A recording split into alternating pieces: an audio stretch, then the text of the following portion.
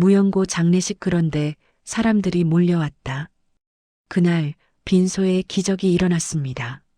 무연고자 가족도 친구도 연락처 하나 없이 세상을 떠난 한 남자. 그의 장례식장 복도는 텅 비어 있었습니다. 차가운 형광등만이 깜빡이며 그 정막을 비췄습니다. 하지만 그날 밤 폭설로 발이 묶인 사람들이 하나둘 모여들기 시작했습니다. 그 남자는 누구였을까요? 왜 무연고자로 기록되었을까요? 그리고 그날 밤 빈소에서 대체 무슨 일이 벌어진 걸까요? 이 이야기는 한 사람의 작은 선행이 얼마나 많은 사람의 인생을 바꿀 수 있는지를 보여주는 진실한 기록입니다. 이 이야기를 시작하기 전에 더 많은 분들께 따뜻한 이야기를 전할 수 있도록 구독과 좋아요 부탁드립니다. 그리고 이 이야기를 듣고 계신 분들, 어느 지역에서 들으시는지 댓글로 남겨주세요. 올겨울 따뜻함과 건강이 가득하시길 기도드리겠습니다. 그럼 이제 그날의 이야기를 시작하겠습니다. 그의 겨울은 유난히 추웠습니다. 12월 26일 성탄절이 지난 바로 다음 날이었습니다. 새벽부터 내리기 시작한 눈은 오후가 되자 폭설로 변했습니다. 하늘과 땅의 경계가 사라졌습니다. 온 세상이 하얗게 뒤덮였습니다. 도로는 얼어붙었고 차들은 멈춰섰습니다. 거리는 텅 비었습니다. 서울 외곽의 한 장례식장, 낡은 건물이었습니다. 오래된 형광등이 복도를 비췄습니다. 복도 끝에는 안내판이 하나 서 있었습니다. 오늘 치러질 장례식은 단 하나뿐이었습니다. 안내판에는 이렇게 적혀 있었습니다. 3층 301호실 박주성. 그 아래 작은 글씨로 또 한 줄이 적혀 있었습니다. 무연고자. 바람이 창문을 흔들었습니다. 유리창 너머로 눈발이 미친 듯이 휘몰아쳤습니다. 건물 전체가 삐걱거렸습니다. 낡은 난방시설 탓에 복도는 냉기로 가득했습니다. 장례지도사 은정은 검은색 정장 차림으로 복도를 천천히 걸었습니다. 그녀의 발소리만이 정막을 깼습니다. 구두굽이 바닥을 두드리는 소리가 울렸습니다. 쿡, 쿡, 쿡. 그 소리는 텅 빈 복도에서 더 크게 울려 퍼졌습니다. 은정은 올해로 57이었습니다. 이 일을 시작한 지 27회째였습니다. 30살에 이 일을 시작했습니다. 처음엔 힘들었습니다. 죽음을 매일 대면하는 일이었으니까요. 하지만 시간이 지나며 익숙해졌습니다. 아니, 익숙해졌다고 생각했습니다. 하지만 무연고자 장례식만큼은 여전히 마음 한구석을 무겁게 짓눌렀습니다. 가족도 없이, 친구도 없이, 단 한 명의 조문객도 없이 떠나는 사람들. 그들의 마지막을 지켜보는 일은 언제나 가슴을 먹먹하게 만들었습니다. 은정은 301호실 문 앞에 섰습니다. 손잡이에 손을 얹었습니다. 차가웠습니다. 깊게 숨을 들이마셨습니다. 그리고 문을 열었습니다. 삐걱. 문이 천천히 열렸습니다. 빈소는 조용했습니다. 향 냄새가 코끝을 스쳤습니다. 은은하게 퍼지는 냄새였습니다. 하지만 사람의 온기는 느껴지지 않았습니다. 빈소 중앙에는 작은 제단이 놓여 있었습니다. 하얀 국화꽃이 양옆에 놓였습니다. 그 위로 영정사진이 걸려 있었습니다. 은정은 천천히 영정사진 앞으로 다가갔습니다. 사진 속 남자는 60대 중반쯤 되어 보였습니다. 얼굴에는 주름이 깊게 패여 있었습니다. 세월의 흔적이었습니다. 피부는 그을렸고 손은 거칠어 보였습니다. 평생 육체 노동을 했을 것 같은 손이었습니다. 하지만 눈가에는 따뜻함이 남아 있었습니다. 미소를 짓고 있었습니다. 화나지는 않았지만 편안한 미소였습니다. 마치 아무 걱정 없다는 듯한 표정이었습니다. 은정은 그 얼굴을 한참 바라보았습니다. 무연고자라. 그녀는 작게 중얼거렸습니다. 오늘도 혼자 떠나시는군요. 은정은 영정 앞에 놓인 방명록을 펼쳤습니다. 백지였습니다. 단 한 줄도 적혀 있지 않았습니다. 그녀는 방명록을 덮었습니다. 그리고 창밖을 바라보았습니다. 눈이 더 거세게 내렸습니다. 하늘은 잿빛이었습니다. 해는 보이지 않았습니다. 세상 전체가 하얀 장막에 갇힌 것 같았습니다. 폭설주의보가 내려진 지 3시간째였습니다. 뉴스에서는 외출을 자제하라고 했습니다. 대중교통이 마비됐다고 했습니다. 은정은 한숨을 내쉬었습니다. 하얀 입김이 나왔습니다. 오늘은 아무도 오지 않겠지. 그녀는 혼잣말을 했습니다. 하지만 바로 그때였습니다. 복도에서 발소리가 들렸습니다. 느린 발걸음이었습니다. 조심스러운 걸음이었습니다. 누군가 계단을 올라오고 있었습니다. 은정은 문 쪽을 돌아보았습니다. 발소리가 가까워졌습니다. 그리고 301호실 문 앞에서 멈췄습니다. 잠시 정적이 흘렀습니다. 그리고 문이 조금씩 열렸습니다. 한 노인이 고개를 들이밀었습니다. 65쯤 되어 보이는 남자였습니다. 허리가 약간 굽어 있었습니다. 낡은 파카를 입고 있었고 털모자를 눌러 쓰고 있었습니다. 눈썹과 어깨에는 눈이 하얗게 쌓여 있었습니다. 장례식장 옆 아파트 단지 경비원 만수였습니다. 만수는 조심스럽게 안을 들여다보았습니다. 은정과 눈이 마주쳤습니다. 만수는 얼른 모자를 벗었습니다. 저기 실례합니다. 그의 목소리는 낮고 조심스러웠습니다. 혹시 영정 사진 좀 봐도 되겠습니까? 은정은 부드럽게 고개를 끄덕였습니다. 네, 들어오세요. 만수는 천천히 안으로 들어왔습니다. 그는 손에 눈을 털었습니다. 파카 지퍼를 내렸습니다. 그리고 영정 사진 쪽으로 다가갔습니다. 한 걸음, 두 걸음.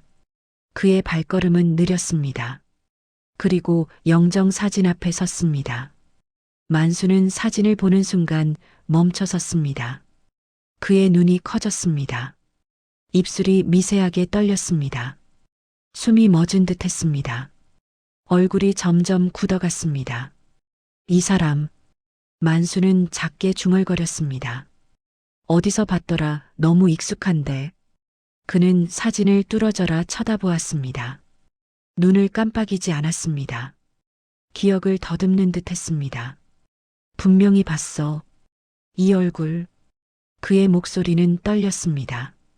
은정은 만수를 바라보았습니다. 그의 반응이 심상치 않았습니다. 혹시 고인을 아시는 분입니까? 은정이 조심스럽게 물었습니다. 만수는 고개를 저었습니다. 잘 모르겠습니다. 하지만 이 얼굴이 계속 생각나네요. 그는 여전히 사진을 보고 있었습니다. 바로 그때 밖에서 급한 발소리가 들렸습니다. 누군가 복도를 뛰어오고 있었습니다. 쿵쿵쿵쿵. 빠른 발소리였습니다. 숨소리도 거칠었습니다. 그리고 301호실 문이 벌컥 열렸습니다. 택배기사 영우가 뛰어들어왔습니다. 48살 얼굴에는 추위와 피로가 그대로 새겨져 있었습니다. 빨간 택배 점퍼를 입고 있었고 손에는 작은 박스 하나를 들고 있었습니다. 그는 숨을 헐떡이며 안내판을 보았습니다. 잠깐만요. 여기 주소가 이 장례식장인데 301호실이. 영우는 빈소 안을 들여다보았습니다. 그리고 영정 사진이 눈에 들어왔습니다. 그 순간이었습니다. 영우의 얼굴이 얼어붙었습니다. 손에 들고 있던 박스가 미끄러졌습니다. 쿵. 박스가 바닥에 떨어졌습니다. 아저씨. 영우의 목소리가 떨렸습니다. 그때 그 맞죠? 그는 영정 사진을 보며 한 걸음 다가갔습니다. 맞아, 이 얼굴 분명히 맞아. 영우는 손으로 입을 막았습니다. 만수와 은정은 영우를 바라보았습니다. 고인을 아십니까? 은정이 물었습니다. 영우는 고개를 저었습니다. 잘은 모릅니다. 하지만 도움을 받은 적이 있어요. 진짜 잊을 수 없는 도움이었어요. 그의 목소리는 간절했습니다. 만수도 영우를 보았습니다. 두 사람의 눈이 마주쳤습니다. 서로 처음 보는 사람이었지만 묘한 공감이 흘렀습니다. 밖에서 또 발소리가 들렸습니다. 이번에는 가벼운 발소리였습니다. 여자의 발소리였습니다. 복도를 걷는 소리가 가까워졌습니다. 그리고 301호실 문 앞에서 멈췄습니다. 문이 천천히 열렸습니다. 편의점 야간 알바를 마치고 나온 미나가 들어왔습니다. 34, 지친 얼굴이었지만 눈빛만은 또렷했습니다. 검은색 패딩을 입고 있었고 어깨에는 눈이 소복이 쌓여 있었습니다. 미나는 복도에서 추위를 피하려고 잠시 들어온 것뿐이었습니다. 하지만 안내판에 적힌 이름을 보고 발걸음이 멈췄습니다. 박주성. 그 이름이 낯설지 않았습니다. 미나는 천천히 빈소 안으로 들어왔습니다. 은정, 만수, 영우가 그녀를 보았습니다. 미나는 영정 사진 앞으로 다가갔습니다. 그리고 사진을 보는 순간 그녀의 눈가가 조금씩 젖어 들어갔습니다. 왜? 미나는 작게 중얼거렸습니다. 왜 이렇게 낯이 익지? 눈물이 볼을 타고 흘러내렸습니다. 그녀는 손으로 눈물을 닦았습니다. 하지만 눈물은 계속 흘렀습니다. 은정은 조용히 물었습니다. 고인을 아시는 분입니까? 미나는 고개를 저었습니다. 잘 모르겠어요. 하지만 이상하게 마음이 계속 걸려서 그냥 지나칠 수가 없었어요. 그녀의 목소리는 떨렸습니다. 네 사람은 서로를 바라보았습니다. 서로 처음 보는 사람들이었습니다. 하지만 마치 같은 기억을 공유하는 사람들처럼 묘한 기운이 흘렀습니다. 정적이 빈소를 채웠습니다. 창밖으로 눈이 더 거세게 내렸습니다. 바람이 창문을 두드렸습니다. 바로 그때 장례식 직원이 급히 안으로 들어왔습니다. 젊은 남자 직원이었습니다. 얼굴에 눈이 하얗게 묻어 있었습니다. 숨을 헐떡이고 있었습니다. 지금 도로 통제됐습니다. 직원의 목소리는 급했습니다. 폭설 때문에 차량 이동이 완전히 끊겼어요. 고속도로도 막혔고 시내 도로도 전부 통제됐습니다. 당분간 여기 계셔야 합니다. 네 사람은 서로를 바라보았습니다. 은정이 물었습니다. 언제쯤 풀릴까요? 직원은 고개를 저었습니다. 모르겠습니다. 기상청에서는 내일 새벽까지 계속 내린다고 하네요. 창밖으로 눈발이 더욱 거세졌습니다. 하늘과 땅의 경계가 완전히 사라졌습니다. 사방이 새하였습니다. 시야가 10m도 나오지 않았습니다. 은정은 창문을 바라보며 작게 한숨을 쉬었습니다. 만수, 영우, 미나도 창밖을 보았습니다. 낯선 사람들이었지만 같은 공간에 갇혔습니다. 그리고 그들 모두의 시선은 다시 영정 사진으로 향했습니다. 박주성. 그 이름이 공기 중에 떠돌았습니다. 정적이 한참 흘렀습니다. 영우가 조심스럽게 입을 열었습니다. 저기 실례지만 그의 목소리는 떨렸습니다. 혹시 여러분도 이분한테 도움 받으신 적 있으세요? 만수와 미나가 영우를 보았습니다. 만수가 천천히 고개를 끄덕였습니다. 저도 그런 것 같습니다. 미나도 고개를 끄덕였습니다. 저도요. 은정은 세 사람을 번갈아 보았습니다. 어떤 도움을 받으셨는지 말씀해 주실 수 있으세요? 영우는 잠시 망설였습니다. 그리고 천천히 입을 열었습니다. 작년 겨울이었어요. 그의 목소리는 낮았습니다. 택배 물량이 엄청 많을 때였어요. 크리스마스 시즌이라 정신없이 바빴죠. 하루에 100개가 넘는 박스를 들고 다녔어요. 영우는 자신의 손을 내려다보았습니다. 그날도 박스를 한가득 들고 아파트 계단을 오르고 있었어요. 눈이 많이 내린 날이었거든요. 계단에 눈이 얼어붙어 있었어요. 그는 눈을 감았습니다. 그런데 발을 헛디뎠어요. 그대로 미끄러졌죠. 박스는 다 떨어졌고 저는 계단 아래로 굴러떨어졌어요. 만수와 미나는 숨을 죽이고 들었습니다. 정신을 차려보니 누가 저를 붙잡고 있었어요. 손목을 꽉 잡고 있더라고요. 덕분에 크게 다치진 않았어요. 영우는 영정 사진을 보았습니다. 그분이었어요. 이 얼굴 확실해요. 영우는 계속 말을 이었습니다. 그분이 저를 일으켜 세워주셨어요. 그리고 이렇게 물으셨죠. 괜찮으냐고, 다친 데는 없냐고. 영우의 목소리가 떨렸습니다. 저는 괜찮다고 했어요. 근데 손목이 너무 아팠어요. 삐끗한 거죠. 그분이 그걸 아셨나 봐요. 제 손목을 보시더니 잠깐 기다리라고 하시더라고요. 영우는 눈물을 글썽였습니다. 그리고 10분쯤 뒤에 돌아오셨어요. 손에 파스하고 붕대를 들고 약국에서 사오신 거였어요. 만수가 조용히 물었습니다. 그래서요? 영우는 고개를 끄덕였습니다. 제 손목에 파스 붙여주시고 붕대까지 감아주셨어요. 일하다 다치면 안 된다면서 조심하라고 하시더라고요. 영우는 손으로 눈물을 닦았습니다. 이름도 안 물어보셨어요. 저도 여쭤보려고 했는데 그분이 먼저 가버리셨어요. 뒷모습만 보였죠. 그 얼굴을 잊을 수가 없었어요. 영우는 영정 사진을 다시 보았습니다. 이 얼굴이에요. 확실합니다. 빈소 안에 정적이 흘렀습니다. 미나가 천천히 입을 열었습니다. 저도 있었어요. 미나의 목소리는 작았습니다. 작년 이맘때였어요. 겨울이었죠. 그녀는 손을 꽉 쥐었습니다. 그때 제가 정말 힘들 때였어요. 남편이 사업 실패하고 도망갔을 때였거든요. 빚만 잔뜩 남기고 미나의 목소리가 떨렸습니다. 아이 둘 키우는데 갑자기 혼자가 됐어요.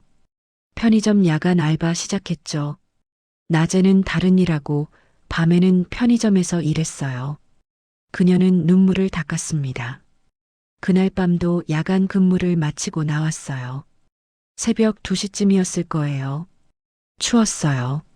눈도 내리고 있었고요. 미나는 눈을 감았습니다. 편의점 문 앞에 그냥 주저앉았어요. 집에 가기가 싫었거든요. 텅 빈 집, 빚쟁이 전화, 애들 학교 준비물 챙겨야 하는데 돈은 없고 다 포기하고 싶었어요. 그녀의 목소리는 울먹였습니다. 울고 있었어요.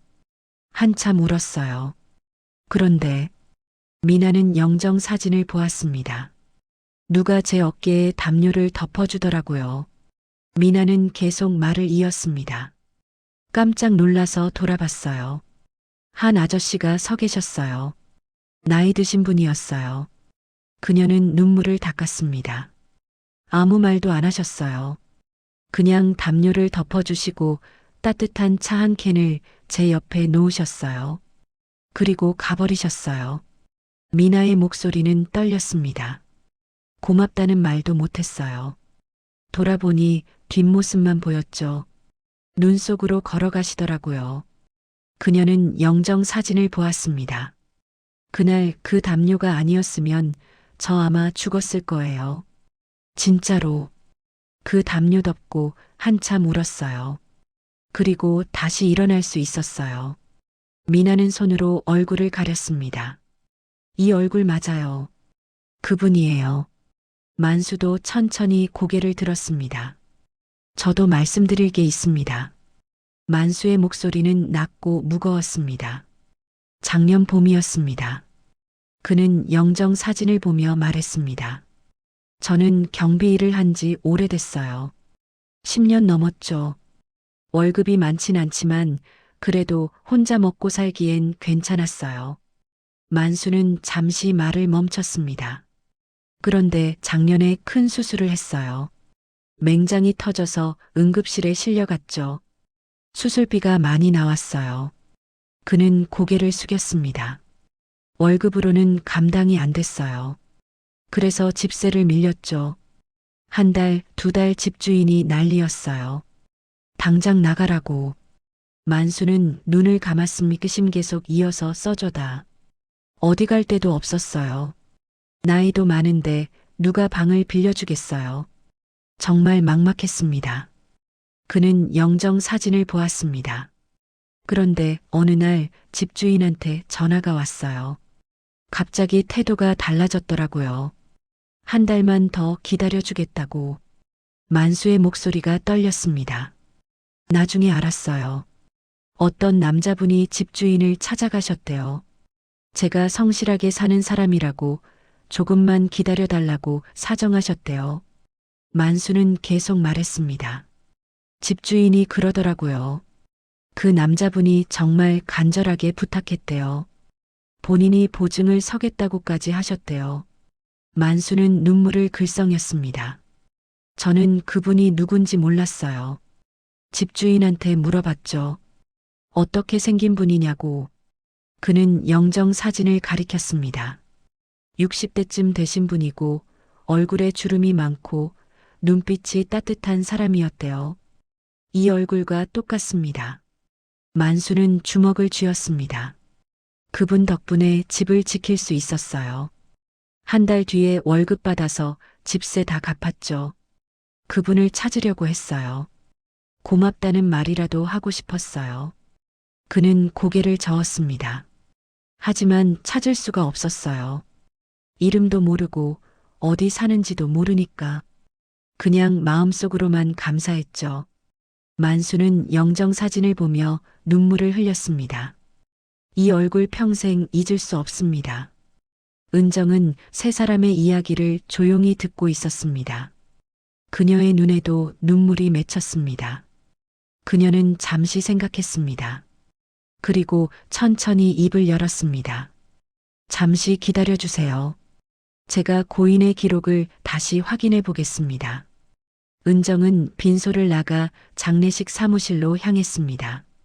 사무실은 복도 끝에 있었습니다. 작은 방이었습니다. 책상 하나, 의자 둘, 서류 캐비닛 하나가 전부였습니다. 은정은 캐비닛을 열었습니다. 박주성의 서류를 꺼냈습니다. 얇은 파일 하나뿐이었습니다. 그녀는 파일을 펼쳤습니다. 첫 페이지에는 기본 정보가 적혀 있었습니다. 이름 박주성, 생년월일 1962년 3월 15일, 사망일자 2024년 12월 24일, 사망장소 병원, 사망원인 심근경색, 그 아래로 빈칸들이 이어졌습니다. 가족관계 빈칸, 연락처 빈칸, 주소 빈칸, 직장 빈칸, 연고자 없음. 은정은 서류를 천천히 넘겼습니다. 두 번째 페이지도 대부분 비어 있었습니다. 병원 측 소견서만 간단히 첨부되어 있었습니다. 환자는 응급실에 혼자 내원하였으며 심근경색으로 인해 사망. 신원 확인 후 연고자 조회 결과 없음. 무연고자로 처리. 은정은 서류를 내려놓았습니다. 가족도 친구도 주소도 직장도 아무것도 없어. 그녀는 작게 중얼거렸습니다. 그런데 이렇게 많은 사람을 도왔는데 어떻게 무연고자가 될 수 있지? 은정은 서류를 다시 들었습니다. 뭔가 놓친 게 있을 거야. 그녀는 서류를 한 장 한 장 꼼꼼히 살폈습니다. 그리고 마지막 페이지 구석에서 작은 메모 하나를 발견했습니다. 손으로 쓴 글씨였습니다. 연필로 희미하게 적혀 있었습니다. 구주소 희망구 햇살동 123번지. 햇살 어린이집. 은정의 눈이 커졌습니다. 고아원? 은정은 즉시 핸드폰을 꺼냈습니다. 주소를 검색했습니다. 지도가 떴습니다. 햇살 어린이집은 도심에서 꽤 떨어진 곳에 있었습니다. 차로 1시간 이상 걸리는 거리였습니다. 은정은 시계를 보았습니다. 새벽 5시였습니다. 밖으로는 여전히 눈이 내렸습니다. 그녀는 잠시 고민했습니다. 하지만 결심했습니다. 가야 해. 뭔가 단서가 있을지도 몰라. 은정은 코트를 걸쳤습니다. 목도리를 둘렀습니다. 장갑을 꼈습니다. 빈소로 돌아가 세 사람에게 말했습니다. 제가 잠시 다녀오겠습니다. 혹시 고인과 관련된 정보를 찾을 수 있을 것 같아요. 만수가 물었습니다. 어디 가시는데요? 고아원이요. 고인이 어렸을 때 살았던 곳 같아요. 세 사람은 놀란 표정을 지었습니다. 영우가 말했습니다. 지금 날씨가 안 좋은데 괜찮으시겠어요? 은정은 고개를 끄덕였습니다. 괜찮아요. 꼭 가야 할 것 같아요. 그녀는 빈소를 나섰습니다. 장례식장 밖은 완전한 설국이었습니다. 눈이 무릎까지 쌓여 있었습니다.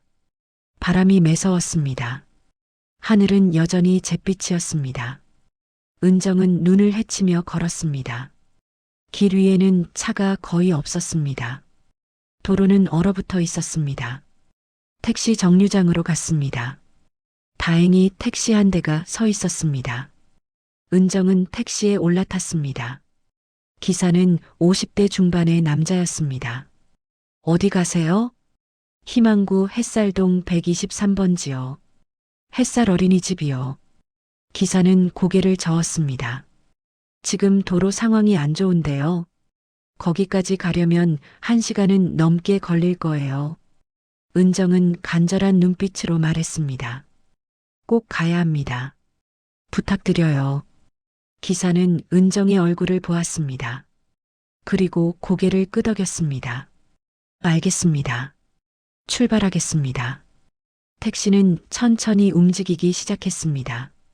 도로는 미끄러웠습니다. 차가 자꾸 미끄러졌습니다.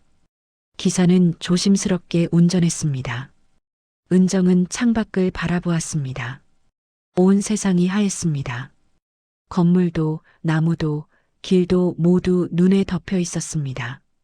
택시는 천천히 나아갔습니다. 40분쯤 지났을 때 기사가 말했습니다. 거의 다 왔어요. 은정은 고개를 들었습니다. 앞쪽에 낡은 건물 하나가 보였습니다. 문패에는 햇살 어린이집이라고 적혀 있었습니다. 택시가 건물 앞에 멈췄습니다. 은정은 요금을 지불하고 내렸습니다. 건물은 낡았습니다. 페인트가 벗겨져 있었고 창문은 오래되어 보였습니다. 하지만 현관문에는 작은 화환이 걸려 있었습니다. 아이들이 그린 그림들이 창문에 붙어 있었습니다. 은정은 눈을 헤치고 현관문으로 다가갔습니다. 초인종을 눌렀습니다. 띵동. 잠시 후 문이 열렸습니다. 칠순이 넘어 보이는 할머니가 나타났습니다. 흰 머리에 주름진 얼굴이었지만 눈빛은 따뜻했습니다. 누구세요? 저는 장례식장 장례지도사입니다. 은정은 명함을 꺼내 보였습니다. 박주성이라는 분 혹시 아십니까? 순간 원장의 얼굴이 굳었습니다. 그녀의 손이 떨렸습니다. 명함을 받는 손이 떨렸습니다. 주성. 원장의 목소리가 갈라졌습니다. 그 아이가 이젠 떠난 건가요? 눈물이 그녀의 뺨을 타고 흘러내렸습니다. 은정은 고개를 끄덕였습니다. 네, 돌아가셨습니다. 원장은 눈물을 닦으며 말했습니다. 들어오세요. 말씀드릴 게 많습니다. 원장은 은정을 작은 사무실로 안내했습니다. 낡은 소파에 앉았습니다. 원장은 찻잔을 내밀었습니다. 따뜻한 차예요. 드세요. 고맙습니다. 은정은 차를 받았습니다. 원장은 창밖을 바라보며 천천히 말을 시작했습니다. 주성이는 이 고아원 출신이에요. 그녀의 목소리는 따뜻했지만 슬펐습니다. 3살 때 이 집에 왔어요. 겨울이었죠. 눈이 많이 내리던 날이었어요. 교회 앞에 버려져 있었대요. 작은 담요에 쌓여서 원장은 눈을 감았습니다. 이름도 없었어요. 담요에 쪽지 하나만 있었죠. 미안해. 키울 수가 없어. 라고만 적혀 있었어요. 은정은 숨을 죽이고 들었습니다. 우리가 이름을 지어줬어요. 박주성. 주인 없는 아이였지만 빛나는 별처럼 자라길 바라는 마음으로 원장은 눈물을 닦았습니다. 주성이는 참 착한 아이였어요. 원장은 계속 말을 이었습니다. 어렸을 때부터 남을 먼저 생각하는 아이였어요. 밥을 먹을 때도 자기 것을 나눠줬죠. 작은 아이들 챙겨주고 청소도 먼저 하고 그녀는 미소 지었습니다. 다른 아이들은 가끔 투정 부리고 싸우기도 했는데 주성이는 한 번도 그런 적이 없었어요. 늘 조용하고 늘 착했어요. 원장은 서랍을 열었습니다. 낡은 사진첩을 꺼냈습니다. 이거 보세요. 사진첩을 펼쳤습니다. 오래된 사진들이 나왔습니다. 흑백 사진도 있었고 색이 바랜 컬러 사진도 있었습니다. 이게 주성이에요. 원장은 한 사진을 가리켰습니다. 10살쯤 됐을 때 사진이에요. 사진 속 소녀는 마른 체구였습니다. 낡은 옷을 입고 있었습니다. 하지만 눈빛은 맑았습니다. 웃고 있었습니다. 은정은 사진을 보며 눈시울이 뜨거워졌습니다. 주성이는 공부도 잘했어요. 학교 선생님들이 칭찬을 많이 했죠. 대학도 갈 수 있다고 했어요. 원장은 사진첩을 넘겼습니다.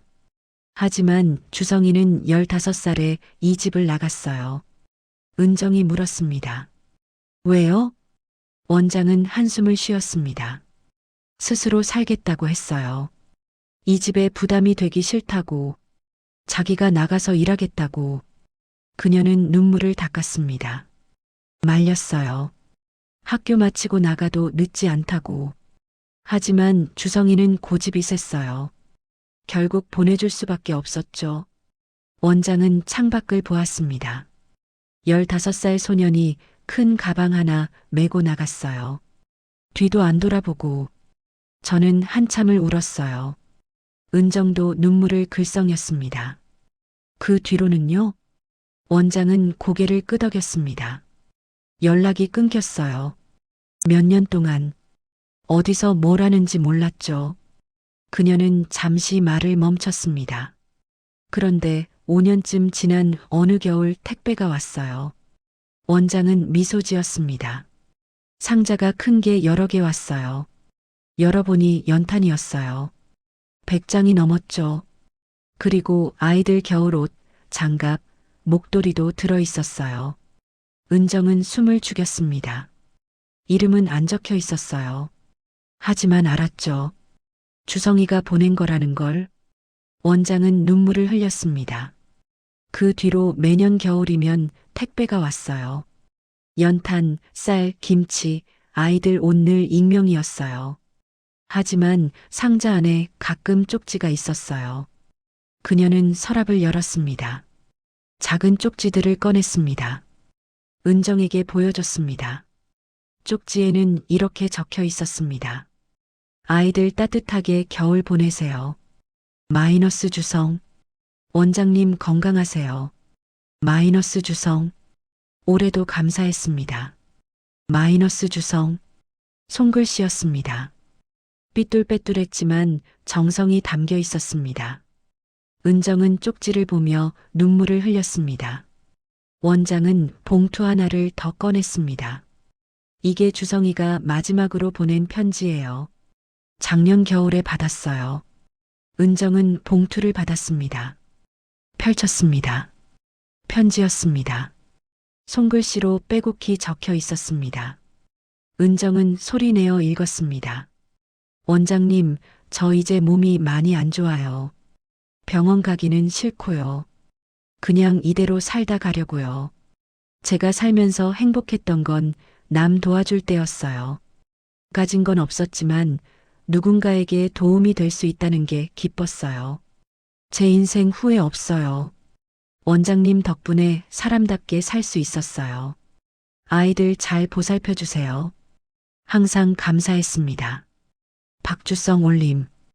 은정은 편지를 다 읽고 눈물을 흘렸습니다.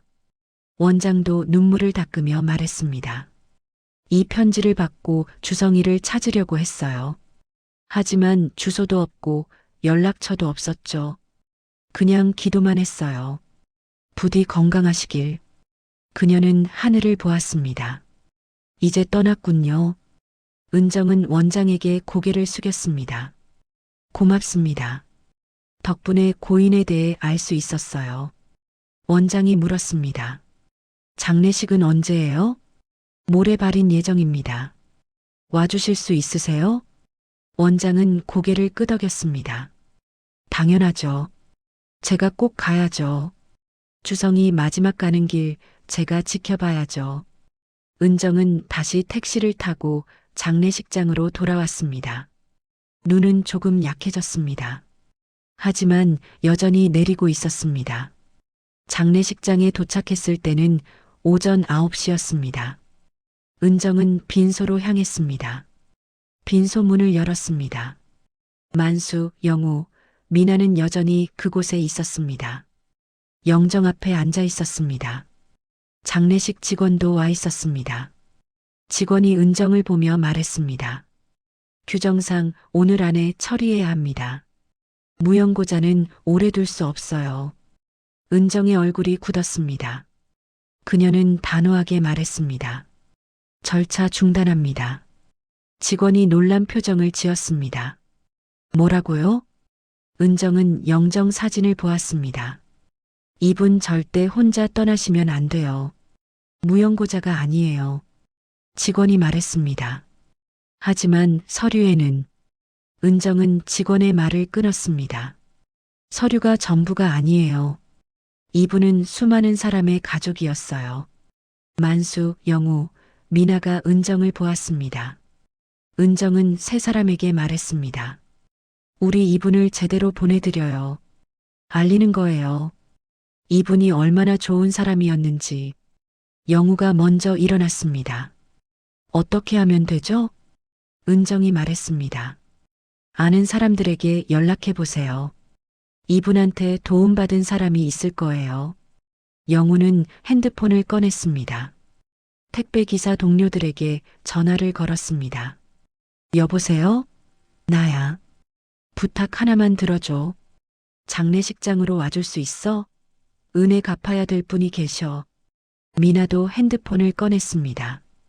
편의점 동료들에게 연락했습니다. 언니 나야. 좀 급한데 장례식장에 와줄 수 있어? 꼭 와줘야 해. 만수도 아파트 주민들에게 메시지를 보냈습니다. 좋은 분이 돌아가셨습니다. 마지막 인사라도 해주시면 감사하겠습니다. 장례식장 301호. 세 사람은 멈추지 않았습니다. 전화를 걸고 또 걸었습니다. 메시지를 보냈습니다. 은정도 고아원 원장에게 다시 전화했습니다. 원장님, 혹시 주성 씨를 기억하는 사람들 연락처 있으세요? 원장이 말했습니다. 고아원 출신 어른들 있어요. 연락해 볼게요. 고맙습니다. 정오쯤 됐을 때였습니다. 장례식장 문이 열렸습니다. 1명, 2명, 사람들이 들어오기 시작했습니다. 원장이 먼저 왔습니다.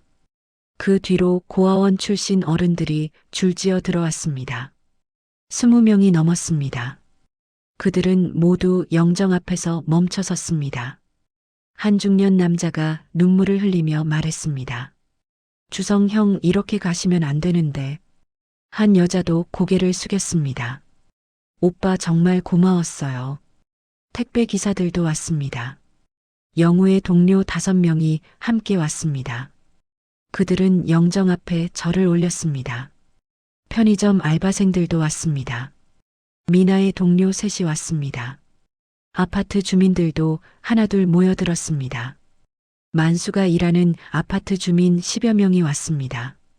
그리고 또 사람들이 왔습니다. 노숙자 쉼터 관계자들, 시장 상인들, 교회 봉사자들. 그들은 모두 박주성의 도움을 받은 사람들이었습니다. 빈소는 순식간에 사람들로 가득 찼습니다.